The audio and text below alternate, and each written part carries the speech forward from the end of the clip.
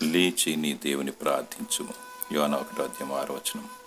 ప్రవక్త అయిన యోనా దేవుడు చెప్పింది చేయక అవిధేయతతో తార్షీషుకు వెళ్లే ఓడని ఎక్కి దిగువ భాగంలో నిర్భయంగా నిద్రపోవచుండగా యెహోవా దేవుడు పెద్ద గాలి తుఫాను పుట్టించాడు. ఓడ బ్రద్దలో ఉన్నంతగా చెలరేగెను. ఓడ నాయకుడు భయపడి యోనాను నిద్ర మేల్కొల్పుచు లేచి నీ దేవుని ప్రార్థించమని సెలవిచ్చాడు. ఈ కాలంలో కూడా ఎంత భయంకరమైన పరిస్థితి ఉన్న అనేకులు నిర్భయంగా తినుచు త్రాగుచు సుఖించుచు మత్తులై నిద్రించున్నారు. ప్రార్థన విజ్ఞాపన చేయకుండా, దేవునికి లోబడకుండా, ఆయనతో సహవాసం చేయకుండా శాపానికి గురే పతనమైపోతున్నారు. దేవుడు తన కృప ద్వారా ఇంటిలోనే ఉండి దివారాత్రములు ఆయనలో సమయం గడుపుటకు గొప్ప అవకాశం ఇచ్చాడు. అనేకులు తెగులు చేత మరియు ఆయా విపత్తుల ద్వారా హఠాత్తుగా మరణిస్తున్నారు. దయచేసి కన్నీటితో వేదనతో రోదన చేయము, మానక ప్రార్థించము.